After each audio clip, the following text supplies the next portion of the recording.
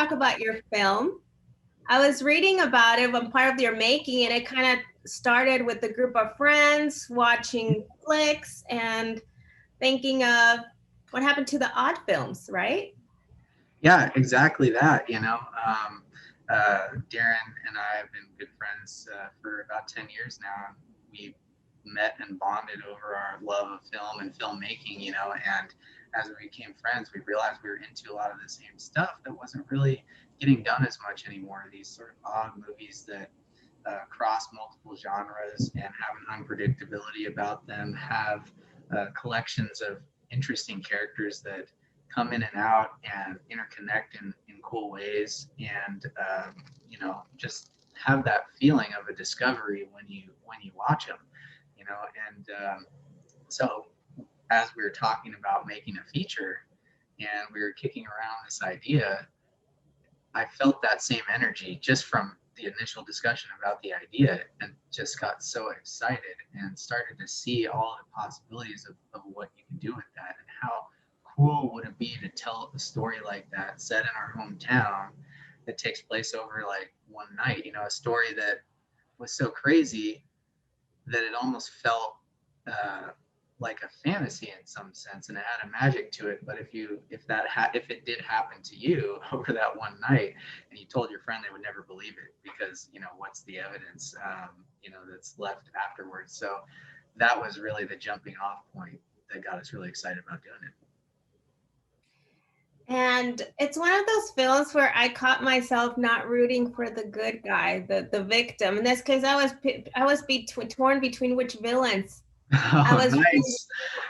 Oh, I love to hear that. That was another thing that we were really excited about. That doesn't, it still gets done, but these lovable anti-heroes, or lovable people who also, you see them do a horrible thing in the movie, you're like, oh my God, there's something weird about that is just so fascinating to me. And I think maybe it just comes down to, on a human level, that there's good and bad in everybody, and if that was your experience, you may try to justify the bad things that you do, and you focus on the good that you do as well, and kind of say, I'm a good person, or I'm doing the right thing. But when you look at it from the outside, you see, it's easier to kind of moralize and pick what's right and wrong. There definitely is a moral center to the movie, of course, but we are really excited to get to show some bad people too that you couldn't help but root for. So you're talking about the film. Well, I got to watch also. So it pretty much takes course of one night. How long did it take to film? Well, more than one night. It was interesting because Darren, myself, and pretty much our entire cast and crew, we all kept our day jobs while making the movie. So scheduling was a little bit like herding cats at times, but we had to spread things out. There were times where we would all be working all day, and then we would come shoot at night because we needed to do a night scene outside or something, and that was the only way it would work with the schedule. So we'd only film for a couple hours sometimes, and then sometimes we would have all day or a couple days. So it's hard to say if it was a traditional shooting schedule, maybe somewhere between 40 and 50 days of filming, but all of that was spread out over, let's see, from mid 2018 to early spring 2019. Because we were working around weather, the changing of the seasons, scheduling, and things like that. And it was a great way to make the movie for a first time, doing a feature, because it gave me time to cut things together as well and see how it was working, and show those scenes to people, which helped us finance the film, because we didn't have our full financing when we started. We were kind of just doing what we could and putting the pieces together as we could. And the more we captured of the film, the more confidence we inspired in investors to contribute more to the budget, which allowed us to finish. And then being able to just see how the character arcs and relationships were working. It was a great way to do a first feature and still have it be something that had some ambition and scope to it as well. first feature and you say some ambition, I would say a lot. I mean, you co-wrote, you co-directed, you co-producer. The only thing you full on from what I saw, the full on title was the cinematography. Yeah. You did the editing also, you were involved. Yes. And that's just comes from the way that I've always worked on films. You know, I kind of learned through a sort of a DIY fashion as a kid when I got started. And then, you know, as I progressed and met Darren, you know, I became really inspired by Robert Rodriguez, who also loves to, you know, kind of be involved in every aspect. And when you don't have access to a big crew, but you can still make movies, that's a great feeling. We never had access to a big crew like that. So it started out of necessity and then just evolved, you know, into a love during those years of learning how to make movies, a love of every part of the process. And so when it came to this, you know, I always really wanted to be involved in all of those parts, especially, you know, being behind the camera too. It was just kind of the way my brain worked, like being there, holding the camera, the actors there in front of you, and you just are like right there in the moment with them. It was just really fun. It wasn't a burden, you know, at all, but it did help a lot that even on a day where we didn't have any additional crew help between Darren and myself, and Darren also kind of learned filmmaking in the same way. We knew we could shoot a scene. You know, we had everything we needed. It might take longer. Maybe we had to do more that day, but if it was a simple scene, we could pull it off. So that gave us the confidence to actually try to make the movie. I don't know if we would have had the confidence to go out there and do it if we didn't know that we had those skills to fall back on. And then as we go through the process, of course, we expand our team and realize, you know, we have such a strong support system of people who want to help out and be a part of it that we could really grow to rely on in other areas. And as we get to the bigger scenes at the end, we can kind of expand our team and be a little more focused on, you know, specific tasks.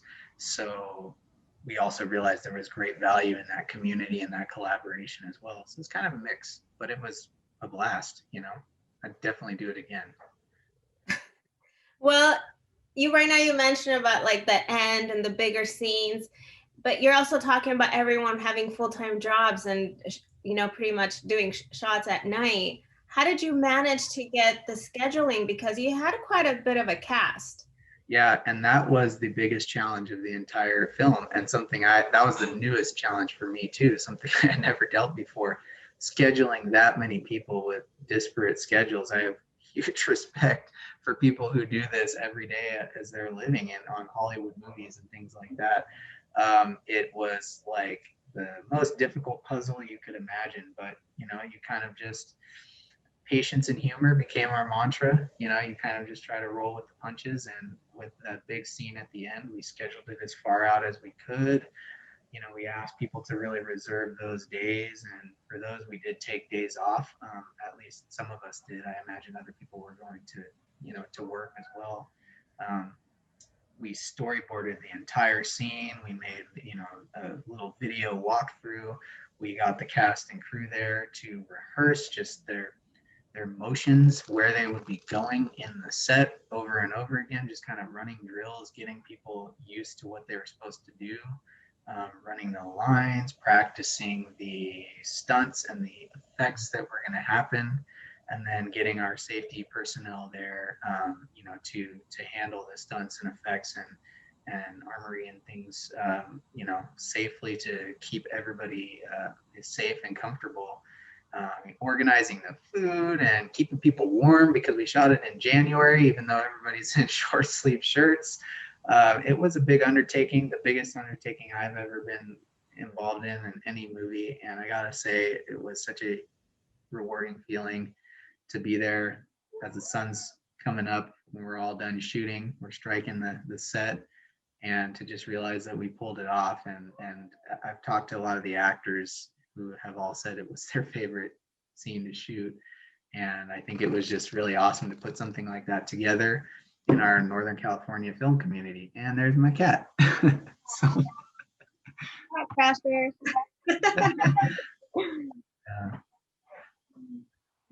uh, and then you did film near Sacramento, is that correct? We did. So we filmed in Valley Springs, California, which, as I was saying, is where Darren and I both grew up, and Darren still currently lives. It's about an hour from Sacramento. And that was kind of the biggest market for actors that we could find. We did have a few actors from the actual local area where we shot, but the majority were from Sacramento. So in addition to the scheduling, they would be driving an hour and back to the set when filming, if they didn't want to stay in town. And it was important to us to cast local because of our weird shooting schedule, but also because, we felt like there are a lot of talented people up here who deserved a shot to be in something cool. Some of them were my friends already, like Nicole Berry, who played Sergeant Davis, a good friend of mine. We knew we wanted her for that role from the script. And, Ryan Quinn Adams as Vince, the angry guy, another good friend. But it was really awesome to meet even more local people in the area through the auditioning process and get to know them and see their talents. It was a real joy. I'm so happy with the cast that we had, the way that the chemistry that they all had together and the dedication that they had to their roles. They were all so excited to be in the movie. So I was excited to be working with them, and we became like a family on set. So it was really awesome. One of my favorite was the deputy duo. Yes. Oh, they were so good together. Sam Ademola as Deputy Duchovny, and the interactions between them. They're both such top-notch actors and had a lot of subtlety to the dynamic going on between them. And that's one of my favorite dynamics in the movie, because you don't expect that it's going to be important, but it becomes everything by the end. And there's just so much depth to it. They did such a good job conveying it. So no spoilers, but I think they were my favorite. oh, nice. Can we talk about the protagonist in this case, the ones going through having the first date? Although yes. I have to say, I feel like there were 2 first dates. Maybe one was being relived.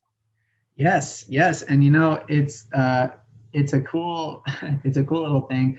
There was the first date of Mike and Kelsey, and we loved working with both Tyson Brown and Shelby Duclos in their first feature film roles, and the chemistry they had together and the energy that they brought, being young actors and just soaking everything in was amazing.